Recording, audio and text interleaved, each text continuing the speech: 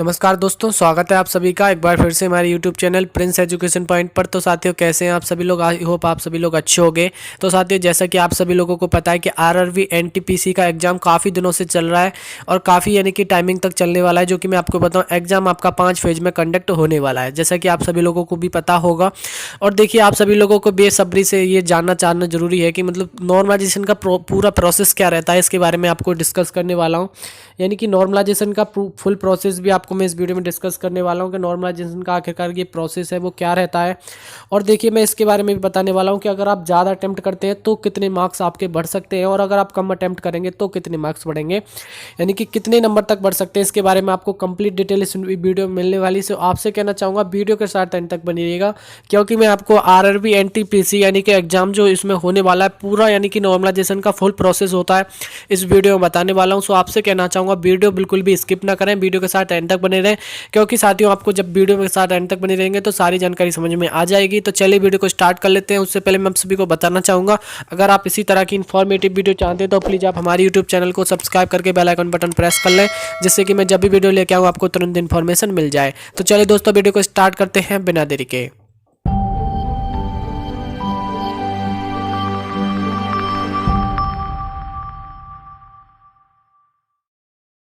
तो चलिए दोस्तों, बात कर लेते हैं आपके नॉर्मलाइजेशन का पूरा यानी कि प्रोसेस होता है वो क्या रहने वाला होता है। इसके बारे में आप सभी को मैं बताता हूँ, ठीक है ना भाइयों। तो चलते हैं, स्टार्ट करते हैं। देखिएगा, मैं आपको पहला पॉइंट जो आप सभी के सामने बताने वाला हूँ, वीडियो को बिल्कुल भी स्किप ना करें, वीडियो के साथ बिल्कुल एंड तक बने रहें, ठीक है भाइयों।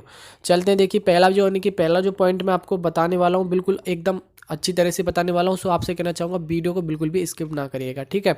अब देखिए, पहला जो पॉइंट रहता है वो आपका शिफ्ट के ऊपर रहता है, ठीक है ना। शिफ्ट यानी कि एक डिपेंड करता है कि आपकी शिफ्ट कैसी आती है, यानी कि हार्ड शिफ्ट आई है या नॉर्मल आई है, ठीक है ना, या फिर इजी ज़्यादा आई है, ठीक है ना, इजी मॉडरेट या फिर हाई लेवल, ठीक है ना। वो आपका डिपेंड करता है कि किस लेवल की शिफ्ट आई है। जैसा कि आप सभी लोगों को पता है, शिफ्ट हार्ड आ जाती है, बहुत ही इजी आ जाती है, बहुत ही नॉर्मल आती है, ठीक है ना। तो देखिएगा, मैं मान लेता हूँ आपको, मैं पहला पॉइंट मैंने अभी आपको बताया शिफ्ट के ऊपर, ठीक है ना। तो देखिए, शिफ्ट में अगर मान लो कि आपकी फर्स्ट शिफ्ट है, ठीक है, और 2 या 3 शिफ्ट में आपका एग्जाम कंडक्ट कराया जाता है, ठीक है ना। यानी कि 2 शिफ्ट में आपका एग्जाम कंडक्ट हो रहा है, जैसे कि आप सभी लोगों को पता है, जैसा कि ज़्यादातर तो 2 शिफ्ट में आपका एग्जाम कंडक्ट किया जा रहा है। तो देखिए, मैं आपको बताना चाहूँगा कि आपके जैसे फर्स्ट शिफ्ट में मान लो क्वेश्चन जो है बिल्कुल ईजी टाइप के आए, ठीक है ना, ईजी, आप मान लो ईजी। और सेकंड शिफ्ट का मान लो क्वेश्चन एकदम हाई लेवल रहा, हाई लेवल, ठीक है ना। अगर हाई लेवल रहा है तो जैसा कि आप सभी लोगों को पता है कि अगर सेकंड शिफ्ट ज़्यादा हार्ड आई है तो आपको क्या होगा कि देखिए, सेकंड शिफ्ट में मार्क्स जो है ज़्यादा इंक्रीज किए जाने वाले हैं, जैसा कि आप सभी लोग भी जानते हैं। लेकिन मैं आपको बता रहा हूँ कि मतलब जो शिफ्ट ज़्यादा आपकी हार्ड होती है ना, उस शिफ्ट में आपके ज़्यादा मार्क्स बढ़ने के चांसेस रहते हैं, ठीक है ना। मतलब जो शिफ्ट आपकी हार्ड होगी उसमें आपके ज़्यादा मार्क्स बढ़ने वाले होंगे, जैसे कि आप सभी को मैंने बताया सेकंड शिफ्ट में आपके नंबर जो है ज़्यादा इंक्रीज होने के चांसेस हैं, ठीक है ना। और आपके जो फर्स्ट शिफ्ट है मतलब ज़्यादा इजी आई है शिफ्ट, तो अगर मॉडरेट के एवरेज आई है तो भी आपके देखिएगा, मैं बताना चाहूँगा, तो भी नंबर बढ़ेंगे। बढ़ते तो हैं, लेकिन क्या है कि बढ़ते हैं लेकिन उतने नंबर नहीं बढ़ पाते जितनी कंपैरिजन में बात करें, जितने हार्ड शिफ्ट में नंबर बढ़ते हैं, ठीक है ना। यानी कि मैं ये नहीं कह रहा कि बिल्कुल भी मार्क्स नहीं बढ़ेंगे अगर आपकी ईजी शिफ्ट आई है तो, लेकिन मैं आपको बताना चाहूँगा शिफ्ट अगर ईजी आई है तो देखिए बढ़ेंगे। मैं ये क्लियर नहीं कह सकता 8 नंबर बढ़ेंगे, 10 नंबर बढ़ेंगे, 5 नंबर बढ़ेंगे, ये आप ये नहीं कह सकता, लेकिन मैं आपको बताना चाहूँगा नंबर बढ़ेंगे जरूर ईजी शिफ्ट आने पर भी। और हो सकता है देखिए कम नंबर बढ़े, 2 बढ़े, 4 बढ़े या कुछ भी ना बढ़े, ठीक है, ये आप वो डिपेंड करता है। लेकिन मैं बताना चाहूँगा पहला जो प्रोसेस रहता है वो आपका शिफ्ट के ऊपर रहता है कि शिफ्ट आपकी कैसी आई है, हार्ड आई है या नॉर्मल आई है या फिर आपकी एकदम इजी लेवल की आई है, ठीक है ना। अगर हार्ड शिफ्ट होगी तो आपके ज़्यादा मार्क्स इंक्रीज होने के चांसेस हैं। हो सकता है कि आपके 20 मार्क्स भी इंक्रीज हो जाए, 10 मार्क्स की इंक्रीज हो जाए, वो आपकी एक्यूरेसी के ऊपर डिपेंड करेगा, ठीक है ना, कि आपने क्वेश्चन अटेम्प्ट की जो एक्यूरेसी थी वो आपकी क्या थी, ठीक है ना। पहला जो प्रोसेस था वो यही रहता है कि मतलब आप कितने क्वेश्चन मतलब शिफ्ट जो है किस हिसाब से आई है, मतलब हार्ड आई है या नॉर्मल आई है या इजी आई है, ये इसके ऊपर डिपेंड करता है, ठीक है ना भाई। यानी कि शिफ्ट के ऊपर डिपेंड करता है कि आपकी शिफ्ट हार्ड आई है या नॉर्मल या इजी, ठीक है ना। वो आपके ऊपर इस शिफ्ट के ऊपर डिपेंड करता है कि आपकी कैसी शिफ्ट आई थी, ठीक है ना। ये प्रोसेस पहला यानी कि सिस्टम जो रहता है वो पहला ये रहता है, ठीक है, नॉर्मलाइजेशन में। अब देखिएगा सेकेंड पॉइंट पे हम बात कर लेते हैं। सेकेंड पॉइंट आपका क्या रहता है इसके बारे में थोड़ा भी जान लेते हैं। तो देखिए, आपका जो सेकेंड प्रोसेस जो रहता है वो आपका रहता है किस पे, एक्यूरेसी पे। अब मान लो कोई भी कैंडिडेट कैंडिडेट है, ठीक है ना, जैसे कि मान लो कोई किसी कैंडिडेट ने 73 विकल्प टच किए, ठीक है ना, एक नॉर्मल कैंडिडेट के बारे में बता रहा हूँ मैं आपको, एक एग्जांपल के लिए बता रहा हूँ, एकदम श्योर नहीं, मतलब मैं ये नहीं कह रहा कि किसी कैंडिडेट ने 73 टच किए, कोई कोई तो भाई 100 में से 100 करेगा, 90 भी करेगा, 85 भी करेगा, उसके ऊपर डिपेंड है। मैं एग्जाम्पल के बता रहा हूँ आपको, किसी कैंडिडेट ने 73 क्वेश्चन अटैम्प्ट किए, ठीक है ना, अब उसने 73 क्वेश्चन अटैम्प्ट किए तो उसके 65 क्वेश्चन एकदम सही हैं, ठीक है ना, 65 क्वेश्चन एकदम राइट हैं, ठीक है ना, एकदम बिल्कुल पूरी तरह से सही हैं, और आपके उसके 8 क्वेश्चन जो हैं वो उसके रॉन्ग हो गए, ठीक है ना, 8 क्वेश्चन उसके गलत हो गए और 65 क्वेश्चन उसके सही हो गए अगर उसने 73 क्वेश्चन टच किए थे तो, ठीक है। तो आपको पता है कि यानी कि 1/4 की नेगेटिव मार्किंग है, तो जैसा कि आप सभी लोगों को पता है, जब नेगेटिव मार्किंग में क्या है कि आपके एवरेज में बताना चाहूँगा कि 8 नंबर की मार्किंग 2 मार्क्स हो गई, ठीक है ना, जैसे कि आप सभी लोगों को पता है। अब देखिएगा आपके 73 में से 2 मार्क्स और कम, यानी कि 73 में से आपके 65 एकदम सही है, 65, ठीक है ना। अब इसमें से भी 2 नंबर माइनस कर दीजिए, कितने, 2 नंबर माइनस कर दीजिए, तो आपके कितने मार्क्स हो जाएंगे, 63 मार्क्स हो जाएंगे, कितने मार्क्स हो जाएंगे, 63, ठीक है ना। आपके जो मार्क्स हो जाएंगे वो कितने हो जाएंगे, 63, यानी कि ये पूरा प्रोसेस है वो इसी टाइप से रहता है, ठीक है ना। वो आपकी एक्यूरेसी पे डिपेंड करता है कि आप कितने क्वेश्चन अटेम्प्ट करते हैं, ठीक है ना। अगर आपने कम क्वेश्चन अटेम्प्ट किए होंगे तो आपको हो सकता है मेरे हिसाब से ज़्यादा अच्छा खासा नॉर्मलाइजेशन मिले, कि 10 नंबर भी मिल जाए और 20 नंबर भी मिल जाए, ठीक है ना। ये आपकी एक्यूरेसी पे डिपेंड करता है कि आप कितने क्वेश्चन अटेम्प्ट कर रहे हैं, कितने नहीं कर रहे हैं, ठीक है ना, ये उसके ऊपर डिपेंड करेगा। कोई कोई क्या कैंडिडेट करते हैं, देखिए मैं आपको बताना चाहूँगा, बहुत से कैंडिडेट बोलते हैं कि भाई मैंने 90 अटैम्प्ट कर दिए, कोई बोलता है मैंने 95 कर दिए। भाई करने के लिए आप कितना भी कर दो, वो आपके ऊपर डिपेंड करता है, ठीक है ना। ये कुछ नहीं होता कि मैंने 90 क्वेश्चन अटैम्प्ट किए, ये डिपेंड नहीं करता, डिपेंड ये करता है कि आपने कितने क्वेश्चन एकदम सही किए, ठीक है ना, कितने क्वेश्चन आपकी सही किए, ये उसके ऊपर डिपेंड करता है। आप भी जानते होंगे, जैसा कि आप सभी लोगों ने पहले भी किसी एग्जाम दिया होगा, तो उसमें आपने भी देखा होगा, किसी फ्रेंड का या अपना भी देख होगा, आपके साथ भी हुआ होगा कभी, कि किसी कैंडिडेट ने मान लो 35 क्वेश्चन सही किए, केवल 35, ठीक है, तो उसके मतलब नंबर जाके कितने, मतलब नॉर्मलाइजेशन मिलने के बाद कितने हो गए भाई, 50 मार्क्स हो गए। आप ये सोच रहेंगे भाई उसने इतने क्वेश्चन अटैम्प्ट थे, 35 अटैम्प्ट किए, तो उसके मार्क्स 50 कैसे हो गए। मैं आपको बताना चाहूँगा, ये उसकी एक्यूरेसी पे डिपेंड करता है कि उसने 35 में से मान लो 34 एकदम राइट किए, तो सिंपल सी बात है उसके लिए अच्छा खासा नॉर्मलाइजेशन मिलेगा, 15 नंबर का भी मिल सकता है, 20 नंबर का भी मिल सकता है, ठीक है ना। वो आपकी शिफ्ट के ऊपर डिपेंड करता है, पहला जैसे कि मैंने आपको बताया। लेकिन अच्छा खासा, अगर आपकी एक्यूरेसी अच्छी खासी है ना, अगर आपकी एक्यूरेसी अच्छी खासी है तो आपको अच्छा खासा नॉर्मलाइजेशन मिलेगा। जैसा कि मैंने आपको अभी बताया कि किसी कैंडिडेट ने 90 अटैम्प्ट किए, अब मान लो 90 अटैम्प्ट किए, उसके 50 सही हैं, तो भाई क्या नॉर्मलाइजेशन मिलेगा, घंटा नॉर्मलाइजेशन मिलेगा, 40 मार्क्स, तो उसके 40 क्वेश्चन तो उसने पहले से ही रॉन्ग कर दिया, क्या मतलब नॉर्मलाइजेशन मिलेगा, लेकिन इतना नहीं मिल पाएगा जितना कि मतलब आपकी एक्यूरेसी, जैसे कि आपकी एक्यूरेसी अच्छी खासी होगी, मतलब आपने जो क्वेश्चन जो अटैम्प्ट किए हैं वो एकदम सही सही अटैम्प्ट किए हैं, ठीक है ना।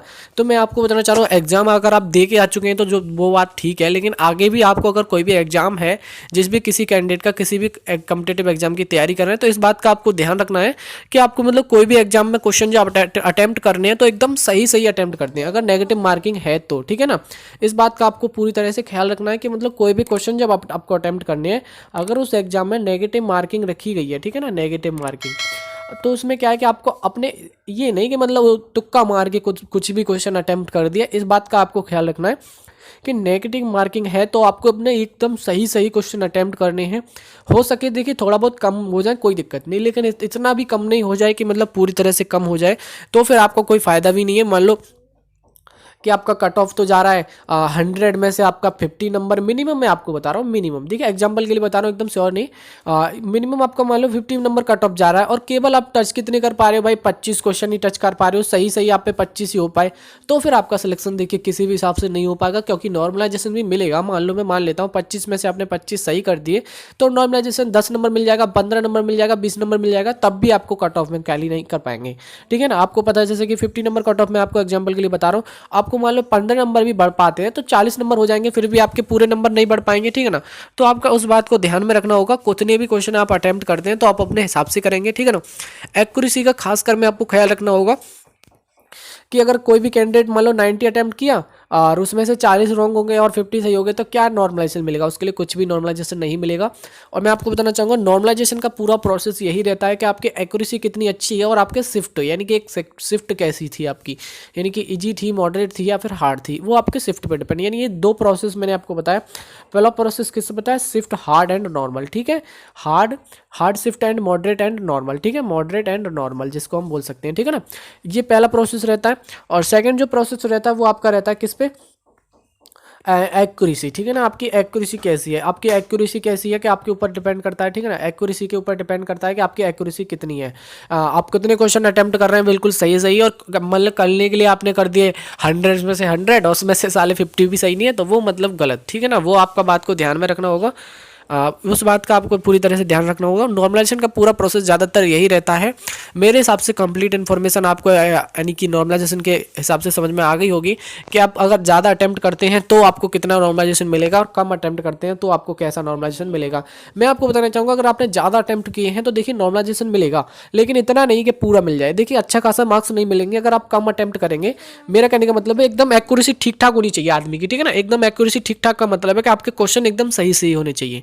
भले ही उसने आपने कम क्वेश्चन किए, मान लो 100 में से आपने 50 या 60 क्वेश्चन अटेम्प्ट किए तो आपको अच्छा यानी एकदम सही किए तो आपका नॉर्मलाइजेशन का अच्छा खासा मिलने वाला है, ठीक है ना। हो सकता है 15-20 नंबर भी बढ़ जाए आपके, ठीक है। काफ़ी कॉम्पिटेटिव एग्जाम में नॉर्मलाइजेशन के बाद अच्छा खासा स्कोर हो जाता है। आपने भी कभी कभी देखा होगा कि किसी कैंडिडेट की मतलब एक्यूरेसी अच्छी खासी होती थी तो उसके 10-10 नंबर 15-15 नंबर बढ़ जाते थे, ठीक है ना। तो ये प्रोसेस उसका नॉर्मलाइजेशन का रहता है। अगर आपने ज़्यादा अटेम्प्ट कर लिए, उसमें ज़्यादा क्वेश्चन रॉन्ग कर दिए तो आपका प्रोसेस उसमें मतलब फेल हो जाएगा कि मतलब आपके नंबर कम और कम होने के चांसेस हो जाते हैं, ठीक है ना। इस बात को आपको ख्याल रखना है। और देखिएगा मैं आपको बताना चाहूँगा, देखिए आरआरबी एनटीपीसी का अगर आपने एग्जाम नहीं दिया है तो मैंने एक वीडियो बना रखी है जिसमें कि आपको मैंने कंप्लीट इन्फॉर्मेशन दी है कि आपको क्या क्या बातें जानना जरूरी है एग्जाम में, क्या क्या लेके जाना है और क्या क्या प्रोसेस होने वाला है यानी एग्जाम के टाइम पे, और देखिए क्या क्या लेके नहीं जाना है, क्या क्या और कोविड वाला फॉर्म लेके जाना नहीं है। मतलब कोई भी कैंडिडेट अगर एग्जाम देने जा रहा है तो वो इस वीडियो को जरूर देख जाइएगा। उसका लिंक आपको description box and I button दोनों पे मिल जाएगा, ठीक है ना भैया। इस वीडियो को आपको अगर एग्जाम देने जा रहे हैं तो ये वीडियो आपके लिए बहुत ही हेल्पफुल होने वाला है। और देखिएगा साथियों, इसके ऊपर मैं बताना चाहूँगा अगर आपने आरआरबी एनटीपीसी का यानी कि एडमिट कार्ड अगर आप यानी कि एग्जाम हो चुका है तो कोई बात नहीं। अगर आपका अभी भी एग्जाम नहीं हुआ है क्योंकि इसका एग्जाम 5 फेज में चलने वाला है यानी 5th फेज में आपका चलने वाला है। अब अगर मोबाइल फ़ोन से अपना एडमिट कार्ड डाउनलोड करना चाहते हैं तो किस प्रकार से डाउनलोड करना चाहते हैं तो इसका लिंक आपको वीडियो के डिस्क्रिप्शन एंड आई बटन दोनों पे मिल जाएगा, जाके देख सकते हैं। और देखिएगा मैं आपको बताना चाहूँगा अगर किसी भी कैंडिडेट का मान लो एग्जाम कंडक्ट हो चुका है, जैसे कि मैंने फेज फर्स्ट के बारे में मैंने बताया कि आपके फेज फर्स्ट में मैंने यानी कि फेज फर्स्ट का जैसा कि आप सभी लोगों को पता है यानी कि फेज फर्स्ट का एग्जाम क्लियर हो चुका है, जिसके बारे में मतलब मैंने कैंडिडेट से मतलब एक कम्युनिटी पोस्ट डाली थी जिसमें कैंडिडेट का यानी कि आंसर उस हिसाब से दिया। तो उस यानी कि कम्युनिटी के अकॉर्डिंग मैंने मतलब जिस भी कैंडिडेट एग्जाम देके आता है तो उसकी एक्यूरेसी क्या रहती है, मतलब कितने क्वेश्चन अटेम्प्ट किए क्या है, मैंने उस कम्युनिटी के आधार पे एक वीडियो बनाया है जो कि आपको फेज फर्स्ट की वीडियो बनाई है यानी कि फेज फर्स्ट की एक एक्सपेक्टेड कट ऑफ बताइए, ठीक है ना।